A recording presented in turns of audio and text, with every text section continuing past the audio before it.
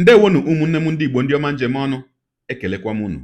Ebe nsi ewetara unu ozi a bụ n'ụlọ ozi ndị sim.si ha asịrị FM. Aka m bụkwa nwanne gị nwoke 042 Solex, onye akụkọ ụwa.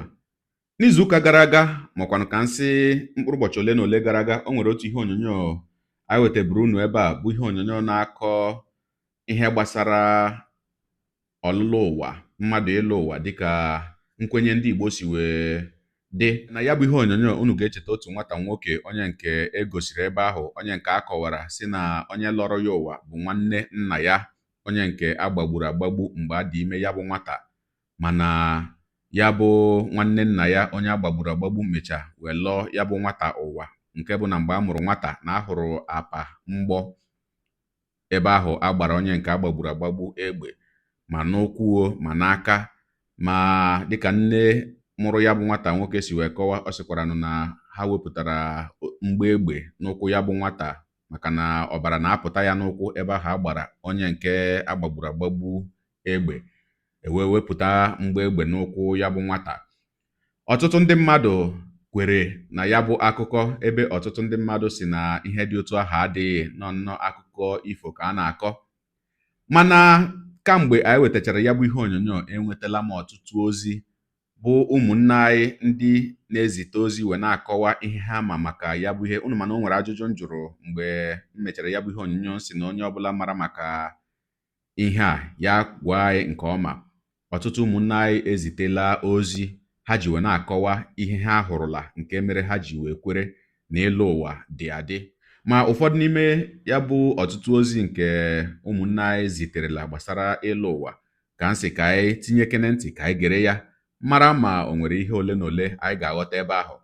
Ma dịka ya bụ okwu si wee na-adị, ya bụ okwu na-adịwanye mma, it's getting more interesting ma asụọ ya n'olu bekee. Ogologo kwa dị mmanụ ka mgbede. Ya mere ka anyị gere ya bụ ozi ma nụrụ ka ụfọdụ n'ime ụmụnne anyị si wee tinye okwu ebe ahụ n'ihe gbasara mmadụ ịlụ ụwa, otu o si wee dị n'ala Igbo. Ma dịka ị na-ekiri ya bụ ihe onyonyo, biko nyere m aka na-atụsa ya bụ ihe onyonyo. Ọ dịkwanụ ka anyị ga-eme live video na isiokwu a, ka onye ọbụla pụta ma kwuru uche ya, ma kwanụ kwuo nke ọ mara gbasara ya bụ mmadụ ịlụ ụwa.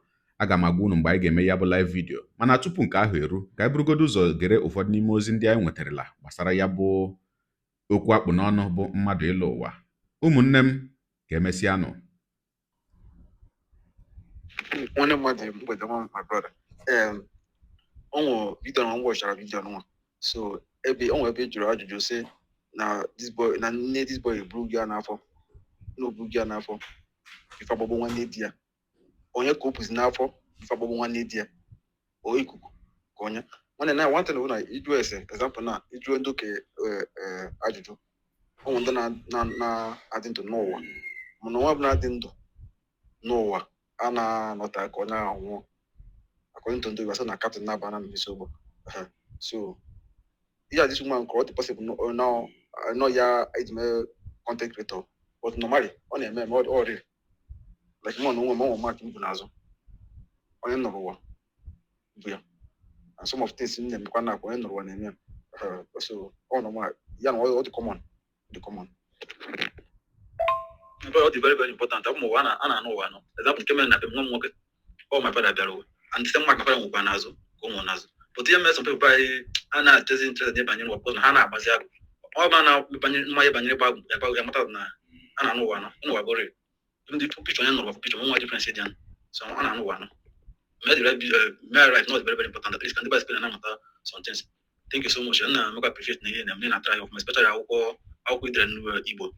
They try of my bow where we try of my Banyan, while you see my brother. They try where after only use that 1 hour.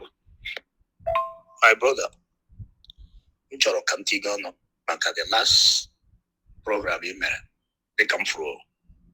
Masana Eloa. I'm a spiritualist.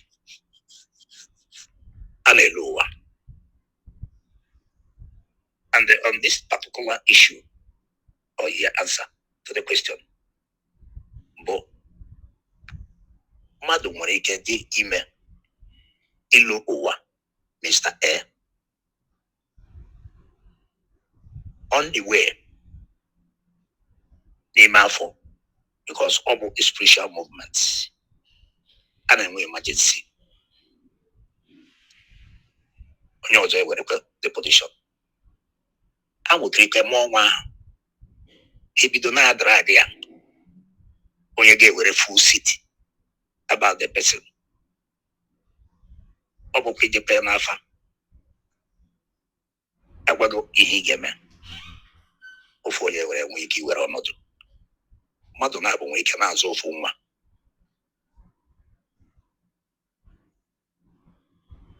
nke m na-agwa gị real amụọna m nwa ọgọ nwaanyị achọ ịlụrụ m ụwa ụmụnne m ndị ụmụ nwaanyị nwụrụ anwụ refuse na-adọ this child sister El bịa today yala this woman na-adọ nwa m na-arịa nke nwa anwụ agakwana dibia I made some certain things. The next week, another of my auntie ebido nke ya ụmụada ndị be anyị ajụ na this my in-law I get take a seat at a certain place. I gara about Ghana na ndị be anyị ebe ndị be anyị na-eme ọgbakọ n'oge mgbe ochie gwa m ihe m ga-aga ebe ahụ mee with the child. I can plead here to my aunties and the child to the a broadcaster, our journalist. Now one of the radio house, the one of Lagos, the real Tanabage, Udo. One I'm working. Hey, Homa from Nigeria, Abumoya Olo. Abumoya Ihoma, Nanimalo Imo State. You see, can Oregon. And I'm a Oregon. Quality news of and I'm aware you over Yanega. Make on a boss up more and more. Oh, I'm a remote can I share button and on my hand there. But all the same, I am a specialist. I am assassin. Abukanimze. Abumze. Na Libo. Not to the men outside. Not to the on the road. Mbumze. From my great father to my father to myself. Confirmed. Eburano. Obotabako. HMZ. So the Kayanzambo, the assassin. Young Bragon Lucy. You are the choya. It will quality each of even the number of the lady involved. On AIT. On AIT. It's all the number of the lady involved. I get the number. So but always like go ahead. You see more grease, more fuel, more gas to your movements.